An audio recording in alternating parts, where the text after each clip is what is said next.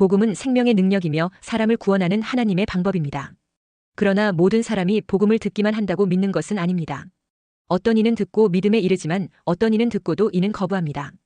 이 차이는 복음의 능력이 약해서가 아니라 그리스도의 말씀을 믿음으로 받아들이느냐는 문제에 달려 있습니다.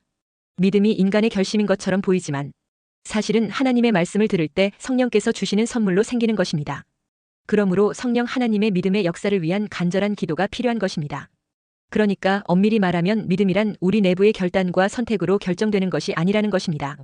그것은 위로부터 믿음의 선물이 주어진 이후 결과로 나타나는 일인 것입니다.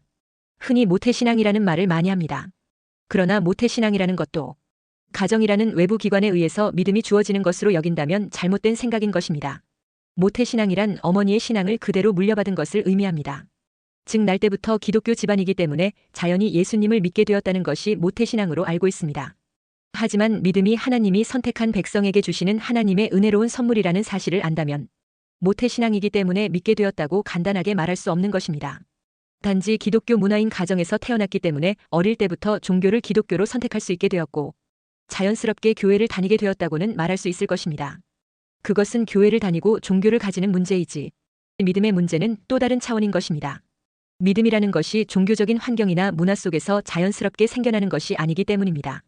믿음은 오직 하나님께서 가지신 고유한 주권으로 부어주시는 선물인 것입니다. 이스라엘 백성들이 바로 이러한 부분에 대한 이해가 부족했습니다. 그래서 그들은 여호와 하나님에 대한 종교와 문화를 이어받은 백성들로서 유구한 역사와 전통을 등에 업고 하나님을 자신들만의 하나님으로 생각했던 것입니다. 다시 말해 이스라엘에게만 하나님이 전해지고 있다고 여겼던 것입니다. 그래서 신앙을 대대로 이어가는 것으로 생각을 했기 때문에 원래 신앙의 노선에서 태어나지 않은 이방인들에게 있어서 하나님이란 해당이 안 된다고 생각을 했던 것입니다. 이러한 사고방식에 젖어 있는 이스라엘 사람들에게 사도 바울은 믿음이란 이스라엘 내부에서 이어가는 것이 아니라 외부에서 주어지는 것임을 말한 것입니다. 그래서 그것을 설명하기 위해 주의 이름을 부르는 자는 구원을 얻는데 믿지 않고 어떻게 부를 수가 있으며 듣지 못하고 어떻게 믿을 수가 있으며 전파하는 자가 없이 어찌 들을 수가 있으며 보내심을 받은 자 없이 어찌 전파하는 자가 있겠느냐는 말을 하고 있습니다. 이 말인즉슨 하나님이 너에게 보내신 자가 있기 때문에 내가 주의 이름을 부르는 자가 되었다는 것을 말하고 있는 것입니다. 따라서 이스라엘 역시 보냄 받은 자가 있었기 때문에 그가 전파하였고 전파한 자가 있었기 때문에 말씀을 들은 자가 있고 믿게 된 자가 있다는 것입니다. 결국 믿음이란 시작부터 하나님이 하신 일이지 이스라엘이 전통적으로 신앙을 잘 이어왔기 때문에 믿게 된 것은 아니라는 것입니다. 그러면서 16절에 그러나 그들이 다 복음을 순종하지 아니하였도다. 이사야가 이르되 주여 우리가 전한 것을 누가 믿었나이까 하였으니 했습니다. 사도 바울이 이 말을 하는 것은 유대인들이 하나님이 보낸 모세와 선지자로부터 우리가 듣게 되어 믿게 되었고 그렇게 믿었기 때문에 우리가 주의 이름을 부르게 된 민족이 아니냐라고 할 것을 알고 미리 이 말씀을 하고 있는 것입니다. 그러니까 유대인들이 하나님이 보내신 모세나 선지자들의 말을 대부분이 잘 믿지 않았다는 사실을 지적하고 있습니다. 그러니 유대인이면 자동적으로 하나님을 믿는 선민이 되었다는 논리를 펼치는 것이 잘못되었다는 것입니다. 바울은 철저하게 믿음의 문제에 있어서 인간의 그 어떤 노력이나 수고도 개입되지 않는 것을 강조하고 있습니다. 유대인뿐 아니라 많은 사람들이 믿음에 대한 선택권이 자기 자신에게 있는 것으로 여기고 있습니다. 이런 식의 사고는 하나님이 아무리 나를 선택하셨다고 해도 내가 믿다가도 안 믿겠다고 해버리면 소용없는 일이듯이 믿음의 선택권이 하나님이 아니고 사람에게 있다고 보는 것입니다. 그러나 이런 식으로 생각하는 것 자체가 믿음을 모르는 것입니다.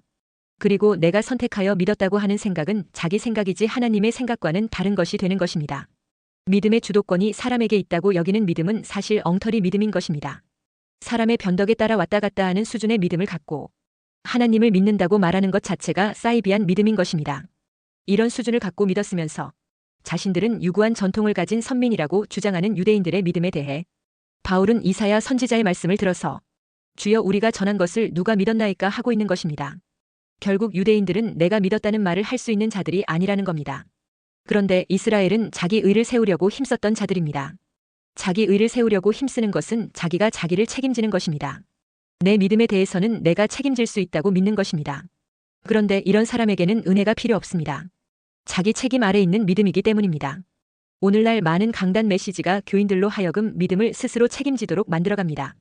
믿음의 모든 문제를 여러분이 하기 나름이라는 식으로 말하고 있기 때문입니다. 결국 목사는 교인들에게 무엇을 해야 하는지를 가르쳐주고 교인들은 우리가 무엇을 해야 하는가를 가르침을 받아서 스스로 그 일을 해나가려고 합니다. 자기 스스로 믿음을 관리하려고 하는 것입니다. 게으르게 보이면 스스로 자신을 권면해서 열심을 내어 믿음을 지키려고 합니다. 스스로 희생을 감수해가면서 선한 일, 좋은 일을 이루어내려고 합니다. 그러나 이사야 선지자는 우리가 전한 것을 누가 믿었나이까고 지적하고 있습니다. 그러니까 이 말은 믿음은 전파하는 자에 달린 것도 아니고 들은 자에 달린 것도 아니라는 겁니다. 이사야가 말씀을 전파를 했는데 믿은 자가 없습니다. 결국 믿음은 이사야에게 달린 것도 아니고 이스라엘에게 달린 것도 아니라는 것입니다. 그럼 누구에게 달린 문제입니까? 20절에 이사야는 매우 담대하여 내가 나를 찾지 아니한 자들에게 찾은 바 되고 내게 묻지 아니한 자들에게 나타났노라 말하였고 했습니다. 하나님은 하나님을 구하지도 않는 자들을 친히 찾아오셨고 하나님에게 묻지도 않은 자들에게 친히 나타나셨다는 것입니다. 결국 믿음은 사람이 아니라 하나님께 달린 문제라는 것입니다. 그리고 21절에 이스라엘에 대하여 이르되 순종하지 아니하고 거슬러 말하는 백성에게 내가 종일 내 손을 벌렸노라 하였느니라 했습니다. 하나님이 종일 손을 벌리셨는데 그들은 순종하지 않고 하나님께 거스려 말하는 백성들이었다는 것입니다. 그러니까 결국 하나님을 믿게 되는 것은 오직 하나님의 은혜이지 우리의 선택에 달린 것이 아니라는 것입니다. 그러므로 강단 메시지가 내가 열심히 하고 성실하게 부지런하게 노력하는 것에서 믿음의 선택을 하고 믿음으로 살려고 이끌어버리면 제2의 유대인처럼 되어 나는 너희들 부류와는 다르다는 선민 사상과 자기의에 충만한 바리새인 같이 교만한 외식주의자들을 양산해 낼 수 있는 것입니다. 그러므로 나의 성실과 노력과 선함이 아니라 하나님의 선하심과 그 은혜를 앙망하고 사모하는 자들이 되도록 이끌어야 하는 것입니다. 오늘 내가 믿음의 사람이 되고 열심히 믿음 생활하는 사람이 되는 나의 나됨은 나의 열심의 결과물이 아니라 하나님의 열심의 결과물이었다는 것입니다.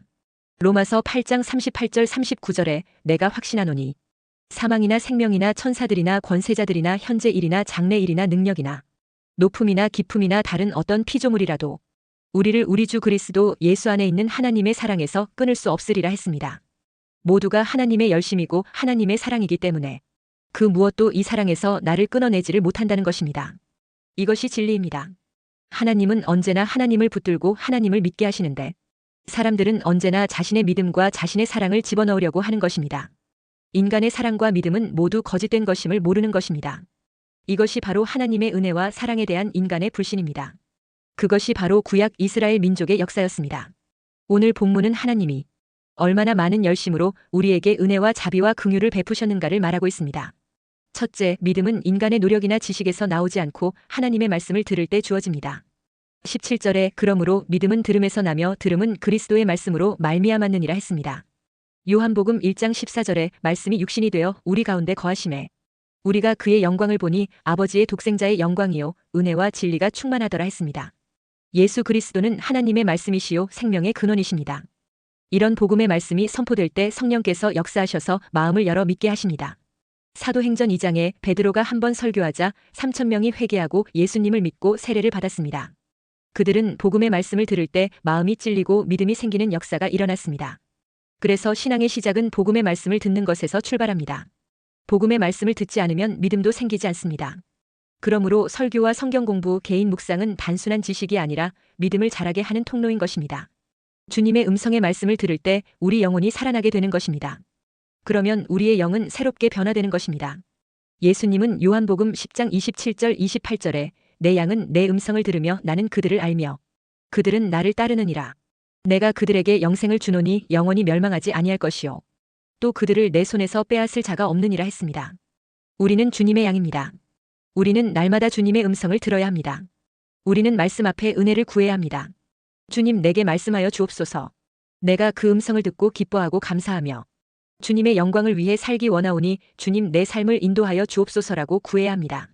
예수님은 우리를 붙들어 주시고 우리와 함께 하여 주셔서 그 누구도 우리를 주님의 손에서 빼앗을 수가 없다고 했습니다.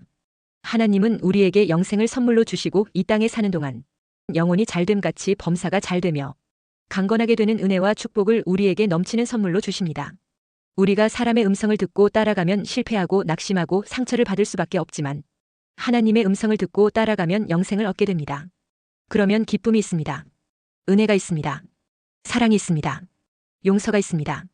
축복이 있습니다. 은혜 가운데 선택한 것은 바로 여러분의 것입니다. 우리가 날마다 주님의 음성을 듣기를 힘썼다면 그 다음에는 그리스도의 말씀에 굳건히 서야 합니다. 17절에 들음은 그리스도의 말씀으로 말미암았느니라 했습니다. 그리스도의 말씀 위에 서라는 의미입니다. 하나님의 말씀인 신구약 전체가 우리 주 예수 그리스도에 대하여 증거하고 있습니다. 구약 성경은 우리에게 오실 예수 그리스도를 증거하고 신약 성경은 우리에게 이미 오신 예수 그리스도와 다시 오실 예수 그리스도를 증거하고 있습니다. 인류가 죄와 사망에서 건짐받을 수 있는 유일한 희망은 오직 예수 그리스도 한 분밖에 없습니다. 이 세상에 다른 구원의 길은 없습니다. 오직 예수님만이 길이요 진리요 생명이 되시기 때문입니다. 이와 같이 길과 진리와 생명의 말씀으로 오신 살아계신 예수 그리스도를 만나야 그 인생이 살게 되는 것입니다. 그래서 예수님은 살아있는 생명의 말씀이시요 구원의 빛이 되시는 분이십니다. 요한복음 1장 4절에 그 안에 생명이 있었으니 이 생명은 사람들의 빛이라 했습니다. 이렇게 사람들에게 생명이 되시고 빛이 되신 예수님을 믿고 영접하면 어떻게 됩니까? 요한복음 5장 24절에 내가 진실로 진실로 너희에게 이르노니 내 말을 듣고 또 나 보내신 이를 믿는 자는 영생을 얻었고 심판에 이르지 아니하나니 사망에서 생명으로 옮겼느니라 했습니다. 우리가 예수님을 믿는 그 순간 우리의 삶이 사망에서 생명으로 바뀌게 되는 것입니다. 우리의 가는 길이 지옥을 향해 가는 길에서 천국으로 향해 가는 길로 바뀌게 되는 것입니다. 우리의 길이 죄인의 길에서 의인의 길로 바뀌게 되는 것입니다. 그리고 우리가 날마다 이 생명의 말씀을 묵상해야 되는 이유는 이 하나님의 말씀은 창세기 1장 1절부터 계시록 22장 끝 절까지 예수님의 흘리신 피가 방울방울 적셔져 있기 때문입니다. 말씀을 읽을 때에 예수님의 피가 우리 마음 가운데 뿌린 바 되어서 우리 마음의 상처를 치유하고 육신의 연약함을 강건케 하고 질병을 치료하고 문제를 해결하고 기적을 가져다 주는 것입니다. 그래서 히브리서 4장 6절에 그러므로 우리는 긍휼하심을 받고 때를 따라 돕는 은혜를 얻기 위하여 은혜의 보좌 앞에 담대히 나아갈 것이니라 했습니다. 여기서 은혜의 보좌 앞은 십자가와 복음의 말씀을 의미합니다. 예수님의 보혈에 능력이 있기 때문입니다. 예수님의 보혈은 우리의 죄를 사할 죄 사함의 근거가 됩니다. 아담과 하와가 죄를 지었을 때 하나님은 그들의 수치를 가리기 위해서 짐승을 잡아 피를 흘리시고 가죽 옷을 지어 입혀주셨습니다. 아담과 하와는 자신들의 죄 때문에 죄 없는 짐승이 피를 흘려 대신 죽는 것을 보았습니다. 그때부터 구약의 제사는 피의 제사였습니다. 누가 죄를 지으면 대신하여 그의 사랑하는 가축의 짐승이 가서 피를 흘려 죽었던 것입니다. 이것은 장차 죄 없는 예수님이 우리를 대신하여 십자가에 죽으실 것을 상징적으로 보여주신 것이었습니다. 그리고 마침내 2000년 전에 죄 없으신 예수님이 성육신하여 오셔서 십자가에 달려 돌아가심으로 우리에게 구원의 문이 열리게 된 것입니다. 히브리서 9장 22절에 율법을 따라 거의 모든 물건이 피로써 정결하게 되나니 피 흘림이 없은즉 사함이 없느니라 했습니다. 예수님이 우리를 위해서 피를 흘리심으로 말미암아 우리가 예수님 믿고 구원받아서 예수님의 보혈의 능력을 의지하기만 하면 우리에게 구원이 임합니다. 성령의 충만함이 임합니다. 우리에게 치료가 임합니다. 우리에게 부요가 임합니다. 우리에게 천국이 임하게 되는 것입니다. 둘째, 복음은 이미 온 세상에 선포되었지만 모든 사람이 받아들이는 것은 아닙니다. 복음을 듣고도 받아들이지 않고 순종하지 않는 자들이 있습니다. 복음을 먼저 들었던 선민 이스라엘은 대부분 복음을 저버렸습니다. 그래서 16절에 그러나 그들이 다 복음을 순종하지 아니하였도다. 이사야가 이르되 주여 우리가 전한 것을 누가 믿었나이까 하였으니 했습니다. 이스라엘은 하나님의 말씀을 들었음에도 불순종했다는 것입니다. 그것을 이사야 선지자가 증언하고 있습니다. 이사야 선지자 당시에도 이사야가 전하는 구원자 메시아에 대한 말씀에 귀를 닫아버렸습니다. 그 결과 유대인들은 이사야가 전하는 이사야 53장의 고난받는 메시아를 듣지 않았고 아직까지 그 후손들이 그 조상들의 오류를 답습하고 있습니다. 아직도 그들은 이사야 53장의 고난받는 메시아가 예수님이라는 사실을 인정하지 않고 이사야 53장을 해석할 수 없는 난해 구절로 분류하여 보지 않고 읽지 않고 해석도 하지 않고 있습니다. 오늘날 유대인들에게 길거리에서 만나 그들의 구약 성경 이사야 53장을 들려주고 여기 나오는 고난받는 주인공이 누구인 것 같으냐고 물으면 대부분 예수 그리스도라는 사실에 동의하고 크게 당황한다고 합니다. 그러니 참으로 기가 막힌 불신앙의 전통입니다. 그래서 우리는 유대인들이 이사야 53장을 깨닫고 고난받는 메시아 예수님 앞에 굴복하고 믿게 되도록 중보기도 해주어야 합니다. 바리새인과 종교 지도자들이 예수님으로부터 직접 말씀을 들었지만 그들은 마음을 닫았습니다. 그러나 이방인들은 마음의 문을 열고 예수님을 믿고 영접하였습니다. 19절에 그러나 내가 말하노니 이스라엘이 알지 못하였느냐. 먼저 모세가 이르되 내가 백성 아닌 자로서 너희를 시기하게 하며 미련한 백성으로서 너희를 노엽게 하리라 하였고 했습니다. 유대인들 대부분은 예수님을 믿지 않았으나 많은 이방인들은 구원하는 예수님의 복음을 듣고 믿음으로 구원받았습니다. 그래서 사마리아 여인과 로마 백부장 고넬료가 복음을 듣고 믿어서 구원과 치유를 경험했습니다. 이스라엘은 하나님의 의를 거절하였습니다. 이스라엘은 하나님께 대한 열심은 있었으나 예수 그리스도를 통한 구원의 은혜는 배척하였습니다. 하나님께서 주신 구원의 방도는 예수님을 죽은 자 가운데서 살리신 것을 마음으로 믿고 입으로 시인함으로 얻게 되는 것이었습니다. 거기는 유대인이나 이방인이나 차별이 없습니다. 그런데 유대인들은 나면서부터 종교적 분위기 속에서 자랐고 종교적인 교육을 받았습니다. 그리고 그들 모두가 종교적인 삶을 살았습니다. 이스라엘의 역사는 바로 하나님의 이적의 역사요 하나님의 구원의 역사였습니다. 그리고 그것 때문에 유대인들은 이적을 보지 않고는 믿지 않겠다는 생각을 가졌던 것입니다. 말하자면 종교는 있었으되 알맹이는 없었고 종교의 형식은 있었으나 생명이 없었습니다. 종교적 제도는 있었으나 구원의 감격과 기쁨은 없었습니다. 그래서 생명 되신 예수님의 복음의 말씀이 필요한 것입니다. 그래서 오늘 본문의 핵심은 17절에 그러므로 믿음은 들음에서 나며 들음은 그리스도의 말씀입니다. 기독교 신앙은 상상이나 추측이나 또는 공상 같은 직감적 요소가 아니고 하나님의 말씀인 계시를 받아들이는 것입니다. 물론 믿음에는 감정적 요소가 있습니다. 그러나 믿음은 감정에 기초하지 않고 하나님의 말씀을 듣고 수용하고 순종하는 데 있습니다. 그럴 때 그것을 가리켜 믿음이라고 하는 것입니다. 그러므로 무엇인가를 보아야 믿는다든가 무슨 신체적 접촉을 통해서 또는 감각을 통해서 믿는다는 것은 기독교 신앙이 아닙니다. 서양 격언에 보는 것이 믿는 것이라는 말이 있는데 이것은 기독교 진리는 아닙니다. 어떤 사람이 환상을 보았다거나 무슨 음성을 들었다거나 하더라도 그것이 복음의 말씀에 기초해 있느냐로 분별해야 하는 것입니다. 믿음은 마음으로 하는 것이 사실이지만 마음먹기에 따라 믿음이 생기는 것이라고 할 수 있는 것은 아닙니다. 믿음은 마음먹는다고 되는 것이 아니라 하나님의 말씀을 들을 때 생기는 것입니다. 왜냐하면 하나님은 말씀으로 자기 자신을 계시하셨기 때문입니다. 그리고 그 말씀의 핵심은 예수 그리스도입니다. 그렇기에 믿음은 들음에서 나오고 들음은 그리스도의 말씀으로 말미암는다는 것입니다. 그리고 성경의 중심이 곧 예수 그리스도입니다. 성경을 믿는다는 것이 곧 그리스도를 믿는다는 말과 같습니다. 말씀과 기도와 찬송 등은 우리의 예배 행위입니다. 그런데 말씀은 위로부터 와서 우리에게 신앙의 내용과 근거를 주고 구원의 확신과 은혜를 줍니다. 반면에 기도와 찬송은 아래에서 위로 드려지는 반응이라고 할 수 있습니다.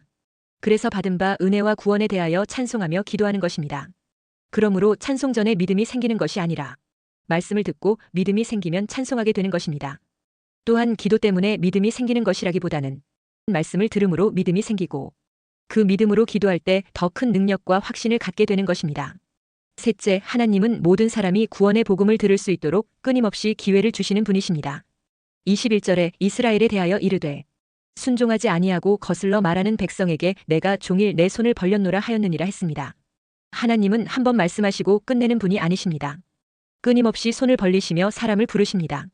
계시록 3장 20절에 볼지어다 내가 문 밖에 서서 두드리노니 누구든지 내 음성을 듣고 문을 열면 내가 그에게로 들어가 그와 더불어 먹고 그는 나와 더불어 먹으리라 했습니다. 이스라엘은 끊임없이 복음의 말씀을 듣고도 거부했지만 하나님은 여전히 그들에게 손을 내밀었습니다. 요나가 니누에로 가기를 거부했지만 하나님은 포기하지 않고 다시 말씀하여 요나가 가서 하나님의 말씀을 선포하게 했습니다. 베드로가 주님을 3번씩이나 부인했어도 예수님은 다시 찾아오셔서 말씀으로 그를 회복시키셨습니다. 하나님의 말씀은 단 한 번이 아니라 인내와 사랑으로 계속해서 선포됩니다. 하나님은 지금도 교회 강단에서 말씀 묵상 가운데서 사람의 입을 통해 말씀하십니다. 그 음성에 귀 기울이는 자가 믿음의 열매를 맺습니다. 하나님은 듣지 못한 이들을 위해서 전하는 자를 보내주시고 믿지 않으려는 자들에게 깨달음을 주셔서 부르시며 그들을 연단하고 훈련시키셔서 또다시 복음을 전하는 자들로 파송하십니다. 누구든지 주의 이름을 알고 부르고 깨달을 수 있도록 전파하는 자를 보내주시는 것입니다. 그러므로 나의 구원은 어느 날 갑자기 우연히 이루어진 것이 아닙니다. 하나님의 백성에게 우연이란 것은 없습니다. 모든 것이 하나님의 철저한 계획과 섭리에 따라 이루어지는 것입니다. 그래서 15절에 아름답도다 좋은 소식을 전하는 자들의 발이여 했습니다. 지금은 정보의 홍수 시대입니다. 또한 거짓 선지자들이 많아서 성도들을 미혹하고 있는 시대입니다. 어느 곳에서나 말씀을 들을 수 있고 그리스도의 말씀을 가장한 거짓 소식들도 함께 난무하고 있습니다. 어느 곳에서나 말씀을 들을 수 있다는 것은 좋은 것이기도 하지만 그만큼 거짓 선지자들에게 미혹될 수 있는 위험도 크다는 것입니다. 올바른 진리는 예수 그리스도의 피로 사신 몸된 교회를 통해 전해지며 그 몸된 교회 안에 세우신 주의 종들을 통해서 올바른 믿음을 세워갈 수 있는 것입니다. 18절에 바울은 시편 19편 4절 말씀을 인용합니다. 그 소리가 온 땅에 퍼졌고 그 말씀이 땅 끝까지 이르렀도다 하였느니라 했습니다. 그러나 아직도 세계 곳곳에서는 복음을 접하지 못한 많은 족속들이 있습니다. 그런데 왜 그 말씀이 땅 끝까지 이르렀다고 말하고 있을까요? 그것은 아직 복음이 땅 끝까지 전해지지 않고 있지만 하나님의 예정 안에서는 이미 땅 끝까지 복음 전파의 역사가 이루어진 것이기 때문입니다. 그것은 이미 하나님께서 모든 사람들이 구원에 이를 수 있도록 손을 벌리고 계시다는 것을 증명하는 것입니다. 바울은 불신앙이 들음의 부족이나 하나님의 뜻을 알지 못해서 오는 것이 아니라 사람의 죄악된 마음에서 비롯된다는 것을 지적했습니다. 그것을 이스라엘의 모습을 통하여 우회적으로 증거하고 있습니다. 모세를 통하여 이미 하나님의 선하신 뜻을 이스라엘이 알도록 하셨으나 오히려 그들의 죄악으로 인한 불순종과 불신앙은 하나님을 노엽게 하였던 것입니다. 이처럼 순종하지 않고 오히려 하나님의 뜻을 거슬러서 행하는 백성들이지만 하나님께서 끝까지 그 사랑을 거두지 않으시고 기다리신 것입니다. 그래서 21절에 내가 종일 내 손을 벌렸노라 했습니다. 하나님의 긍휼과 오래 참으심이 끝이 없고 그 사랑의 깊이는 측량할 수도 없습니다. 오늘도 하나님께서는 그 긍휼과 사랑으로 오래 참으시며 손을 벌리고 계십니다. 하나님은 모든 사람에게 구원을 주시기 위해 끝까지 참으십니다. 정말 오래 참으시고 인내하시고 기다려 주십니다. 그러나 주님의 인내도 반드시 끝이 있음을 기억해야 합니다. 이제 긍휼과 사랑으로 오래 참으시며 벌리고 계시던 손을 거두실 시간이 다가오고 있습니다. 구원의 방주문이 닫힐 시간이 가까워 오고 있는 것입니다. 은혜의 문이 닫히기 전에 내 사랑하는 자식과 남편과 가족 이웃들이 돌이키도록 주의 은혜를 구하며 기도하여 복음을 전하게 되시기를 주의 이름으로 축원합니다.